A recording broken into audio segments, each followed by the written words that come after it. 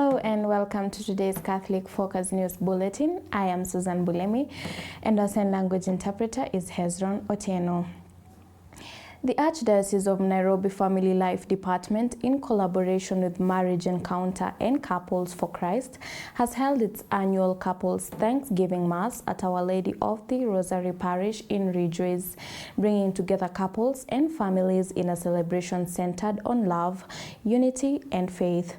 The event featured the renewal of marriage vows, special blessings for couples, and inspirational reflections aimed at strengthening family life and reaffirming the importance of commitment in marriage.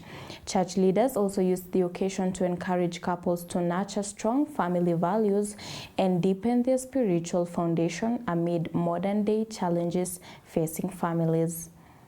Mama Maria, uwafunike kwa upendo wako wa kimama, uwasaidie kukua katika imani na utii kwa Mungu. Tunawawekea miongoni mwako, Bwana, tukiamini kuwa utawakamilishia mema yote uliyoyaweka mioyoni mwao. Kwa njia ya Kristo Bwana wetu. Amen. Na baraka ya Mungu Baba Mwenyezi, Baba na Mwana na Roho Mtakatifu awabariki daima. Amina.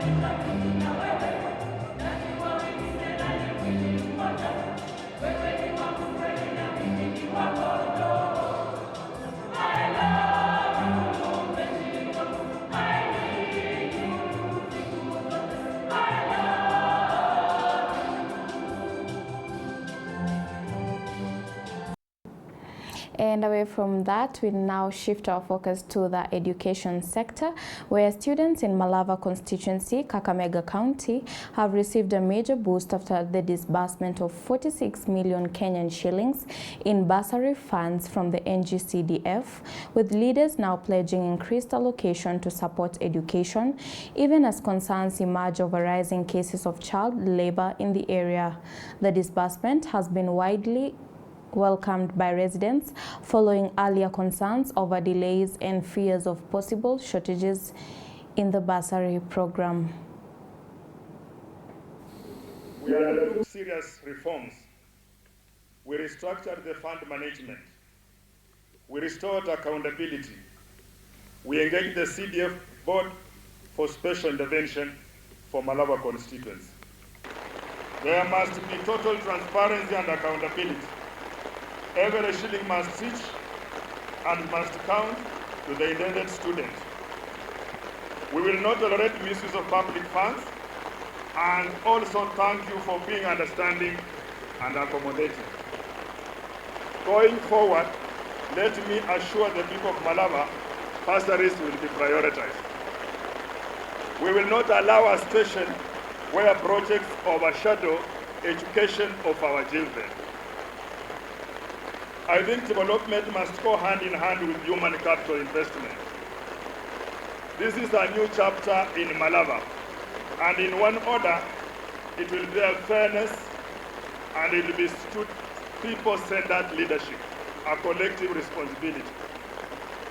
We are not just building roads and structures, but the generation that is there to be educated, to be empowered, and ready to transform our society. In the 2026-27 financial year, I will prioritize education by allocating at least 40% of the budget to support our students and strengthen the sector in other developments. Hapa Western kuna shida ya child labor. Mtoto akikosa pesa anaingia kwa trakta, anaenda kupanga nini miwa. So tafadhalini, hii basari niko na hakika kila shule atapata. Tutakuwa tumepunguza nini child labor.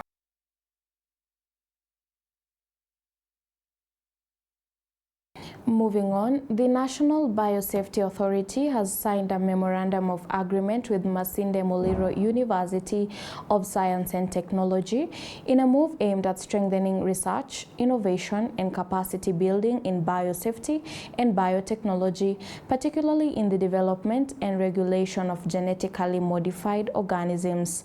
The partnership is expected to enhance scientific studies and support the training of skilled professionals in the sector, even as stakeholders raise concern over low public awareness and persistent misconceptions surrounding GMOs that continue to shape negative perceptions.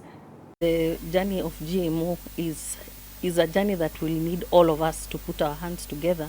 We have started this journey at most.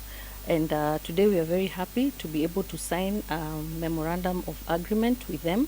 And we hope that we can be able to attract other institutions the caliber of MUST so that we can fulfill our mandate of manpower development.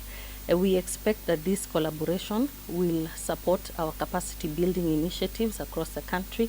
It will enable us to join forces in matters research and even resource mobilization where proposal writing is concerned. Lack of understanding has caused there to be a lot of misinformation, and that is what we are trying to deal with even in today's collaboration.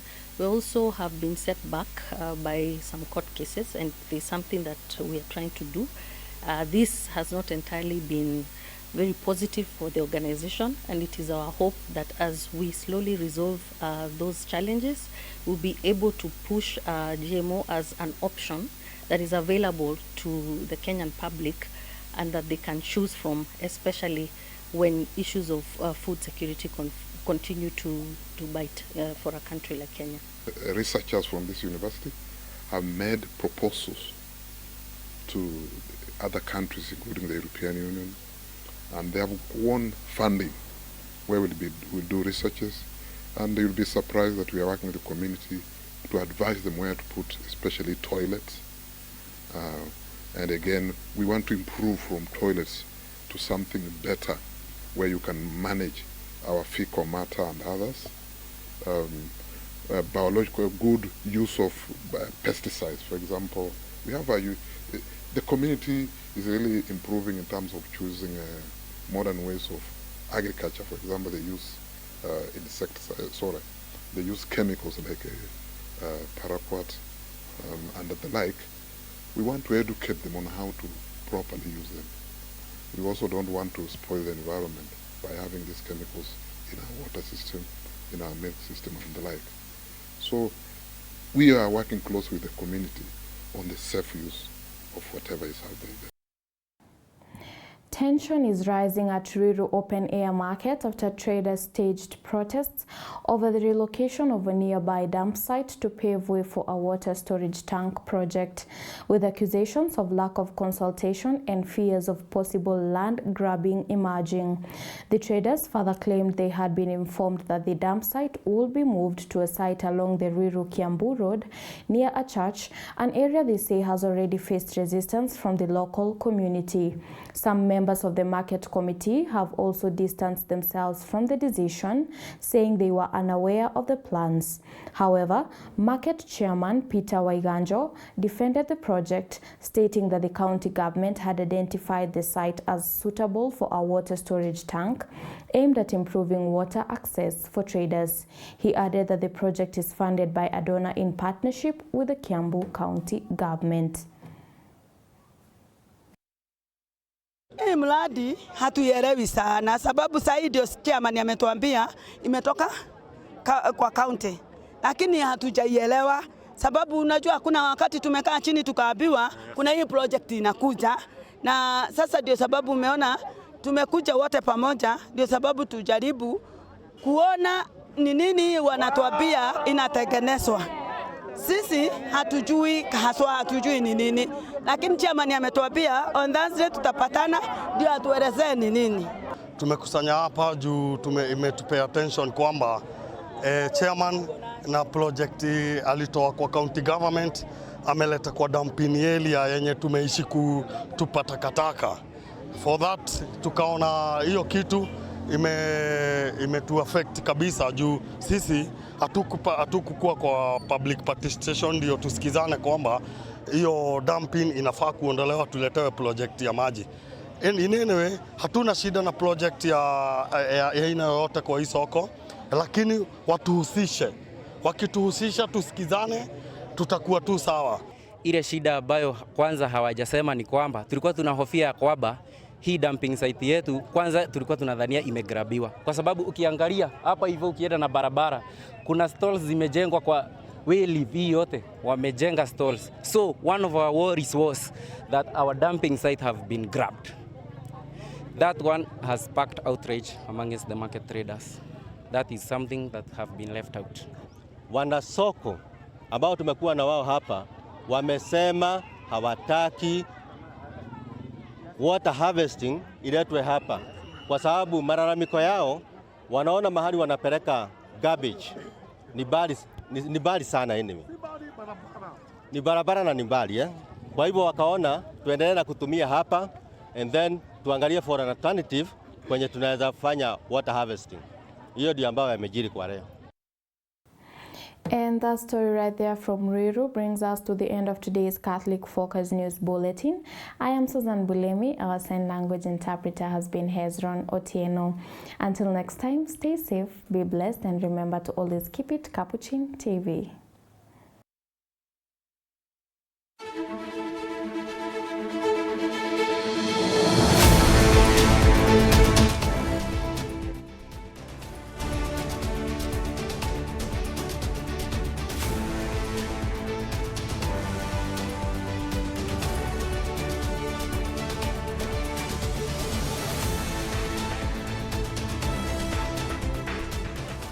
Keep watching Capuchin TV, your staunchly Catholic identity channel.